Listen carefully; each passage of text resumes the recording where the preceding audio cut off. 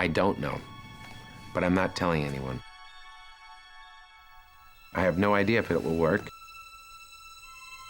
I'm trusting in all my departments and all the actors and all the writers and camera people and grips and electricians to make it work. Nothing says it's working.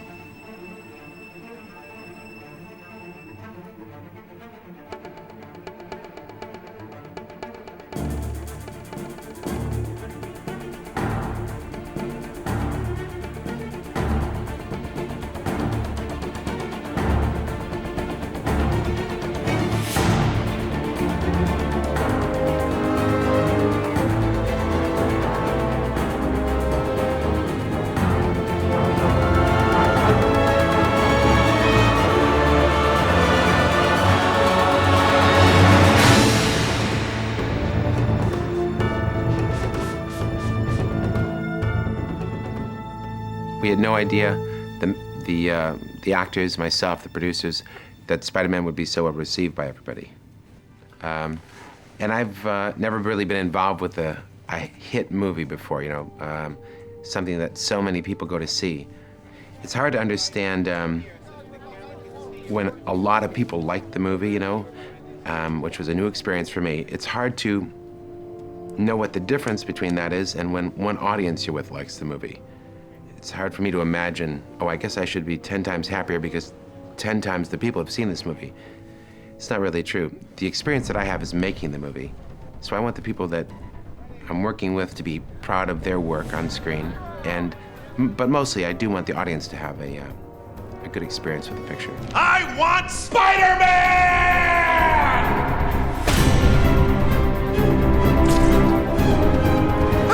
Every fan had a Spider-Man movie in their head, and we just had to hope that once the lights went down and the film came on, that they would go with and embrace the Spider-Man movie that was in Sam Raimi's head. And, you know, fortunately they did. What's unique about Spider-Man is that it starts at the age of 2 or earlier, and it goes all the way to people my age and older. The appeal of the character, the Peter Parker in all of us, was a kind of a thing that was male, female, young, old. It has all the elements.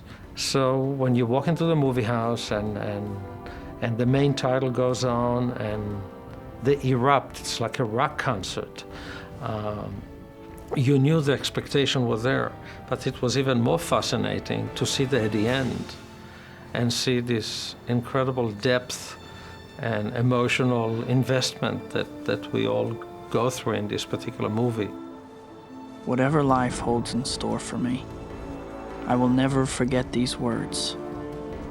With great power comes great responsibility. This is my gift, my curse. Sam being, you know, very well versed in the Spider-Man comics and especially to the early days in the 60s of the Spider-Man comics. So he kind of covers the people who are going to know the ins and outs of the comic books. The Marvel artists and writers have done a great job throughout the decades. I know because I'm a big fan myself. And so there's a tremendous amount of material to draw upon, and the character is so clear. I think it's not difficult to make a picture once you understand the character, who that person is. Everybody loves a hero. People line up for them, cheer them, scream their names, and years later they'll tell how they stood in the rain for hours just to get a glimpse of the one who taught him to hold on a second longer. I think really what makes a comic book a good movie is if the story is classic in nature, Shakespearean in nature. But more importantly, what makes a great comic book movie is the alter ego of the superhero. When I did Spider-Man, I wanted to make him a character people could believe in. So I figured I won't make him the handsomest guy in the world or the strongest.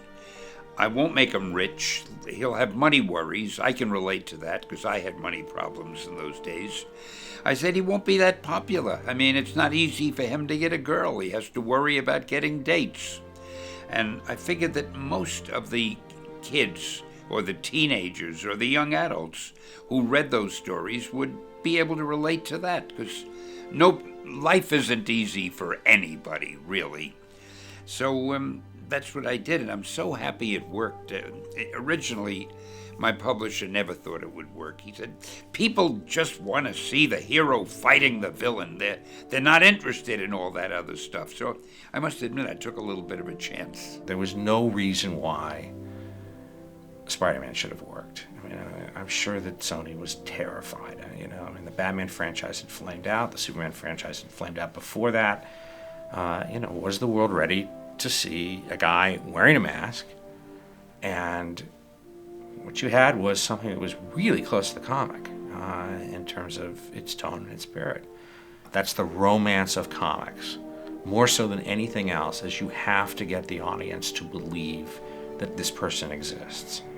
That's what makes Spider-Man a great movie, is because you have that emotional, pull, and they're real people, and then all these fantastical things are happening to them. But at the base of it, it's just like human relationships, and it's a pretty simple story. But it's what holds the movie together is that. Otherwise, you just get an action film, and who really cares to go see just that?